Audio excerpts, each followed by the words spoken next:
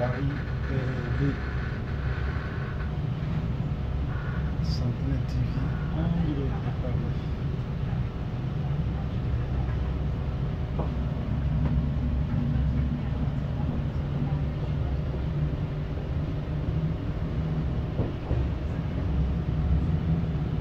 Sentinelle TV on dirait qu'il a choisi le roi à bord, il y a fleuve Seine. Et c'est quand puis la émission de lelo bato bakoli bato baumeli na poto manque à vision manque moniseli manque ya kozana communication na ba vrai pasteur bato basesengani bato batelengani basuki ya pembe bimi biso mabanje bimi biso tokomi na bakoko tokomi mikolo mais bato ebele baa na poto bazo continuer ko rêver bazo continuer ko lota bazangi na vision te via ko mela masanga via ko langwa via ko changer basi to via kindumba lelo ba msusu bazwi ba sida lelo ba msusu bazwi ba maladie ba diabète lelo ba msusu bazwi ba sirop de foie likolo ya ko mela ba whisky parce que leur biso tozaki ba pagano tozaki ba gentleman whisky ndenge basali lango ezali pona ko melango bouteille mobimba na soirée mon côté bato bazako mela whisky ndambu bato bazako mela peut-être bouteille moka whisky un mois mais lelo kende na ba fête kende na ba manifestation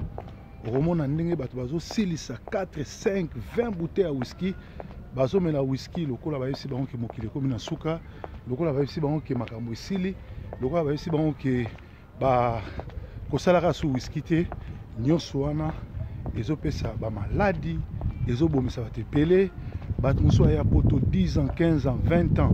azonga Afrique te abengisa ni mwasi ni mwana ni bandeko aza po oblige obengisa bato nyonso tu te mo moins kosala mwa iloko mwa kitoko mpona famille na ya sala te idéologie eyalaki mvwata na yo me esika kolala oyebaka apart wana eyalaki toyaki koluka mpo tozonga totikala koya jamais po totika libela awa nalandaki enterrement ya ndeko na biso papi ipi awa vraiment mawa mingi nde toperdre parce que azalaki garçon moko azalaki ko animer la galerie azalaki kozala bien na bato mais nazalaki vraiment touché na koyoka ke testament oyo atiki aboyi mwana na ye amona na cimetière alors mwana wana certainement se comportaki mabe po papa na ye aloba ndenge wana mais namoni immaturité ya bato bazalaki na cimetière kotanga testament wana kotiango en vie et au sud de tout le monde et pourtant eza na babiloko mosusu oyo fallait respecter yango bandima yango mpe bakende kosolola yango en famille mikolo na mikolo mpo bayeba ndenge nini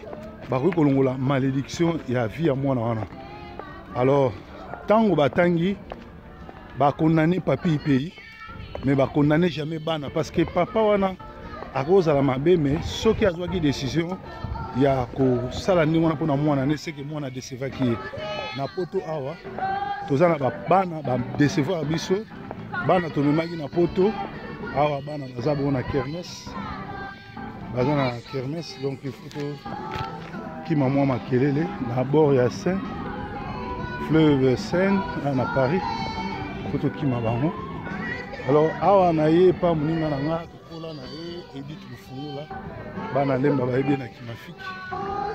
Donc pour le 30 azaka na famille, azaka na bandeko, azaka pe na baninga ya mwana o bakola na ye. Alors tomoni ke ba parents mikolo bakutani bamoni mwana se comporter mabe po papa la kele mabe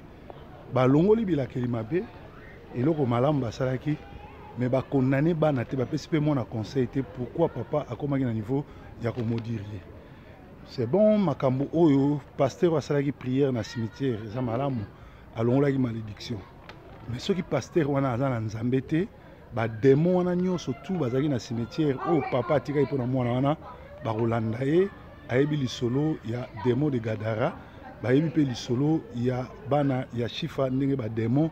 balandaki bango po bandaki babengana ba démon na kombo ya Paul oyo bango bayebi te. Au fait ndenge naloba ke koya na poto eza mabe te, koya na poto eza malamu, kokoma poto eza malamu, mais il faut zala na objectif, il faut zala na vision et il faut zala koyeba eloko nini yo ekosala.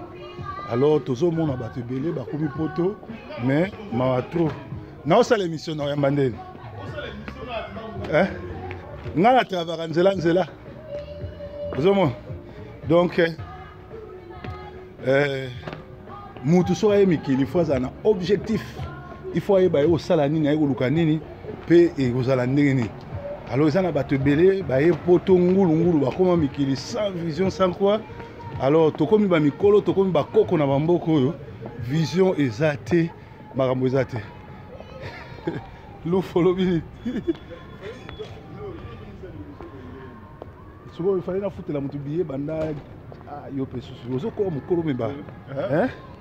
Wobo mukolo me makambo fotika master ndé bien yonde ça va ouais oh pasta ouais na komi na mboka no ndeni na pasta yana to développer pour na opesa conseil tout ça na ilo to matana to complet bozala na sisa bon en fait na komi pas master nanga Edith famille ngwa mama fifi wana omona na bana baotala atala semeki nalaka atambola na caméra partout nazo ya bobanga te na okoma wana donc il faut toyebe loko ni tolingi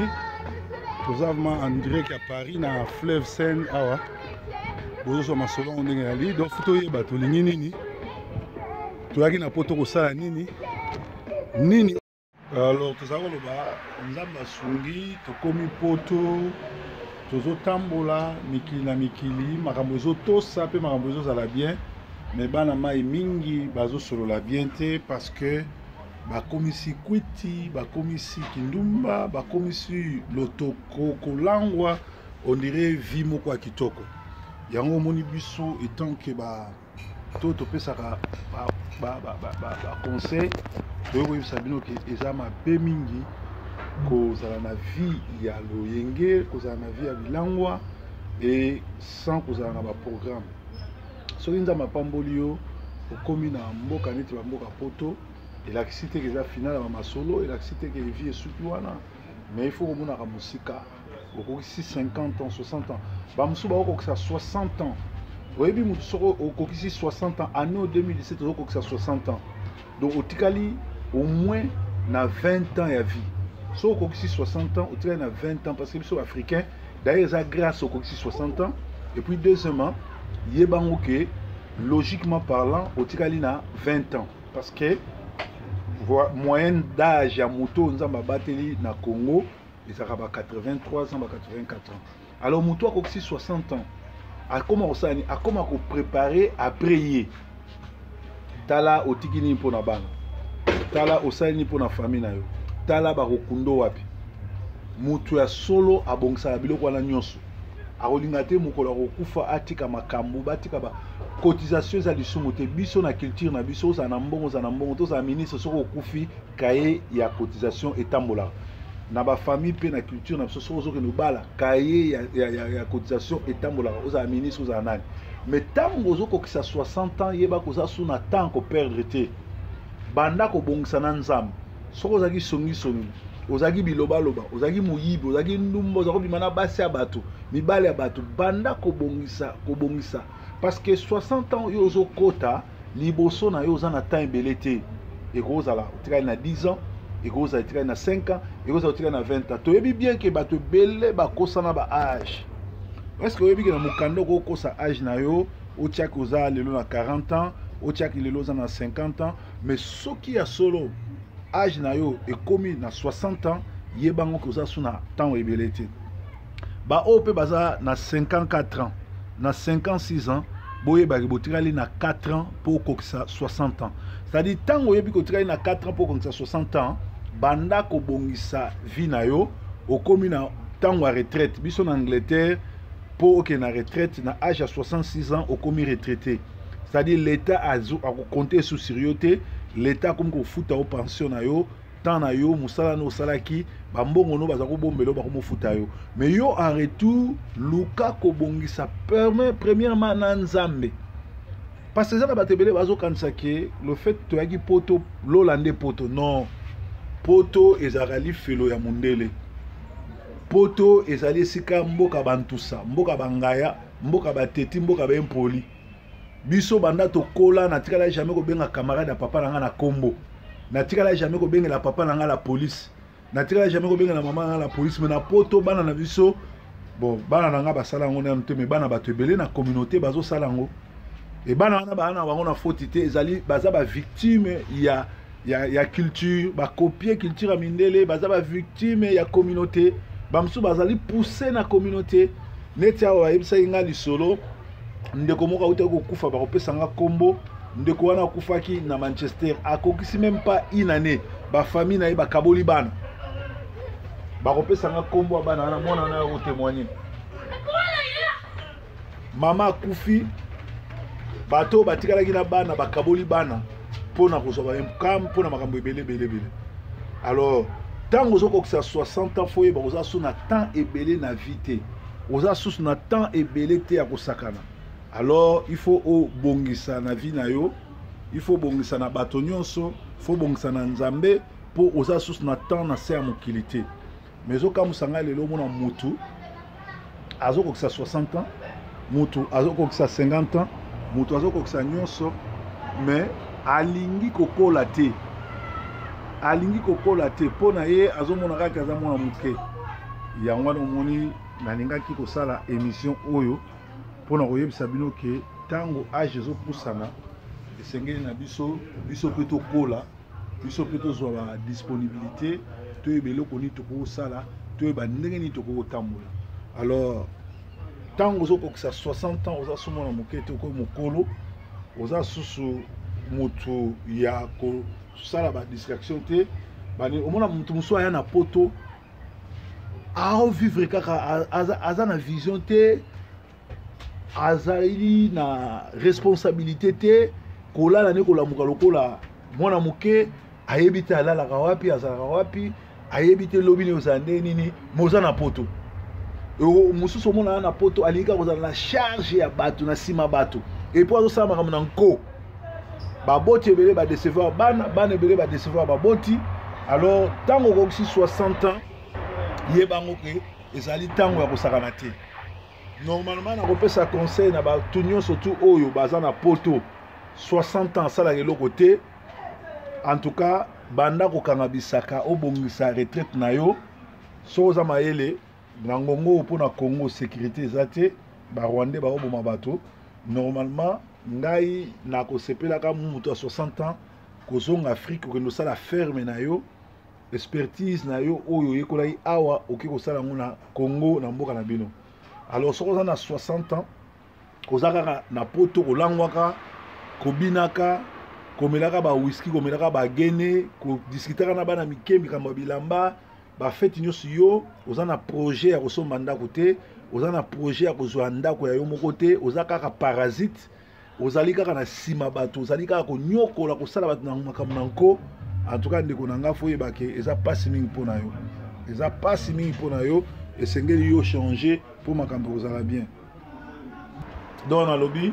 60 ans ezali âge ya kosaka nango sute soki okokisi 60 ans yebaki okomi koko ata oboti te oza déjà koko okomi na retraite banda kobongisa après vie na yo kozala ndenge nini banda kobongisa le 20 dernier année otikali nango ya kokufa oyeba kobongisa na nzambe mpo lolo ya lili felo mpe yali kosenga pardon na bato nyonso osala mabe kolimbisa bato basala yo mabe mpe kobongisa retraite na yo koluka kobongisa bana batata mite ya mabe balaka soki akokisi 60 ans akomoteka bandako amoteka biloko na ye alobi aboyi ba insensé baya koprofite na babien na ye wana eza mote ya mabe. Mais soki oza papa malamu na 60 ans nde place bato bazwa ya retraite place oyo okoki koluka koorganize ndenge nini fitira bana no ozala kodispatche bana na yo biloko na yo epuis kosala testament. Bato ebele baa na poto balingi koloba français balingi koloba anglais balobi baza intègre mais balingi kozwa esprit ya mindele te. Soki okomi na 60 ans sala testament na yo tika eloko na eloko nango na place nango mais kosala testament lokola ndenge ndeko na so papi pe asalaki te asali testament amodire mwana na ye e na bato bakenda kotanga testament baza basage te bake kotanga testament liboso mwana azalaki choqué eza na babiloko so moto asalaki yango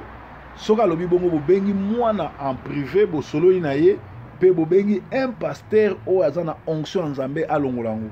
Mais soki bobengi un aventurier na miso ya bato na bakamera akoloba na ye mais soki aza na onction te badémon ekolanda ye na vie ya mwana wana ekobeba. Alors papa solo akufaka na kimia papa akufaka na kanda te papa oyo ayebi nzambe alimbisaka yango moni biso olobaka bapasteur misala na bango ezali kote ya sango malamu kobondela mpona bato mpe kolimbisa bato. Lelo bato bazokufa kotika batestament komondiri bana na bango kotika batestament ya makasi ya mabe parce que bapaster bafaillir na éducation na bango bapaster bango mo bakoma badémon bapaster bango mo bazolekisa bato bapaster bango mo baza na vie ya exemple te baza exemplaire te. Alors bato mpe bongo ba comprendre to bakroire so bapaster eza te yango lomoni tozoloba ke normalement na vie soki nzambe atomboli yo soki nzambe abateli yo soki nzambe asali ete okokisi 60 ans oza susu mwana moke to koyo mokolo esengeli na yo oyeba kobongisa après yo obongisa les 20 dernières années oyo etikali oza so na temps ebele te bongisa na famille bongisa na baninga bokola bongisa na bacamarade soki ozwaki mwasi ya bato to mobali ya bato senga pardon yeba ndenge nini ya kosenga pardon parce que oza so na temps ebele te. Alors bato ebele bazokanisa lokola aza kolata bien aboya vieillesse azala toujours bien parfumé bien sapé atikali hygiène premier azobosanaka aza so na temps ebele na vie te ekokamwisanga okokisi 60 ans ofrodaka na bis okokisi 60 ans ofrodaka na batrain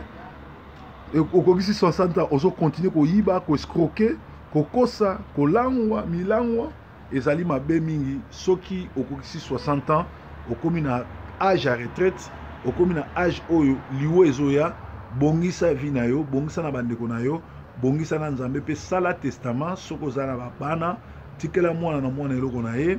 kotika testament moko ya kokabola bato te kotika testament moko ya kofinga te kotika jamais testament ya kokabola bato to ya kotika kofinga to ya moto ya mabe.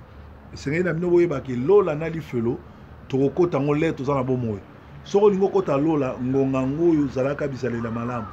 ngonga ngoyo lobaka makambo malamu ngonga ngoyo zalaka malamu na bato ngonga ngoyo konfesaka bapeshe na yo ngonga ngoyo ozalaka malamu na bato olobaka vérité. Mais soki yo olobi ke okokota lola et pourtant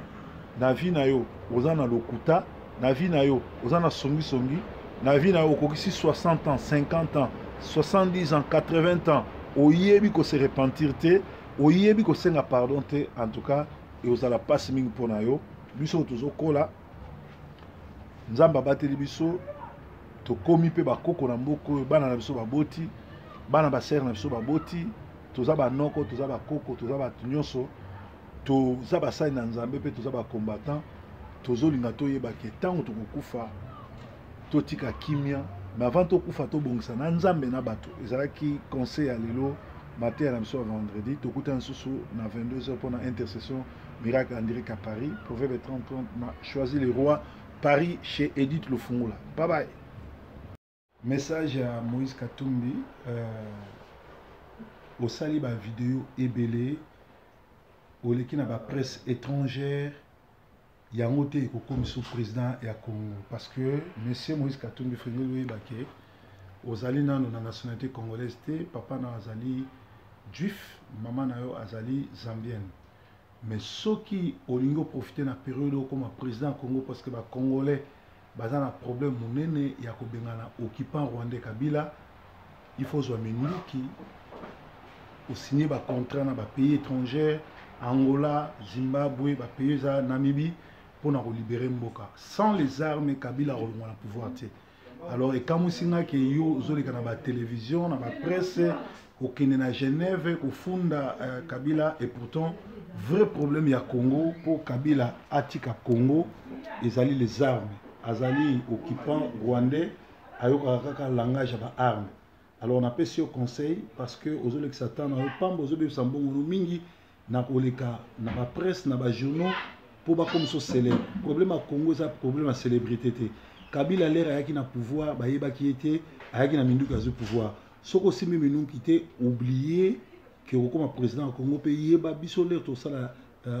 débarquement na Congo to jija kayo parce que yo na Kabila boyibi pe boboma jekamine pe ozo jouer ja Kabila pour prouver biso que ozo jouer ja Kabila te zwa minduki bengana Kabila na minduki comme ça na ngonga wana to comprendre que ça na souci ya ko libérer ba Congolais. Vous avez un leadership moko ya malamu te, vous avez communiqué te, vous avez makasi na makamba football, ngana ko conseiller yo ou tikala na masolo no ya football, mais makamba Congo vraiment c'est mal parti parce que tu as passé tout ton temps il y a pour les canaux de télévision, il y a pour déclarer pourtant au lieu de communiquer te peut convaincre bisoté. Voilà, c'était monsieur le pasteur Didier Songo Dibota à partir à Paris. Merci. Proverbe 30-30 ou Didier Forum. Bye bye. On dirait qu'à Paris, mission est continuer, combattre le ticate, musique peut combattre, si tu as une solution, il y a un occupant au Congo, mais il faut te combattre autrement. Combattre autrement, les associés à l'ISO, à combattre, on peut changer le combat et vous avez un pour la libération. Vraiment, tout le cas, à conseil, awa toza na Madeleine Paris après Olympia toleki na place Madeleine à Paris toujours na cadre il y a la contact il y a masolo il y a évangélisation puis il y a sensibilisation il y a pour combattre autrement avec Amiral Tamboué Proverbe 30-30 Didier Fort Paris pour se présenter. Vraiment, en tout cas, Bandeko, nous avons mis à Borbaté, mais nous avons pris nos conseils sur le vraiment pour la émission et Breaking News. Vraiment, pasteur Proverbe, Baza Osala, émission Moko et Malamu, vraiment, il est à Koussouba Mingi. Surtout pour vous, vous avez vraiment des informations à Malamu, en tout cas, Bolandaka, Breaking News. Vraiment, en tout cas, merci. Au PC Comboté. Ngaï, Naza, Frère Jean-Pierre. Donc, on a landaka breaking news en tout cas ils ont malamu mingi vraiment pour analyse ya malamu ya kitoko vraiment ils ont sunga ils ont merci ça pas pour le pasteur Proverbe 30 merci.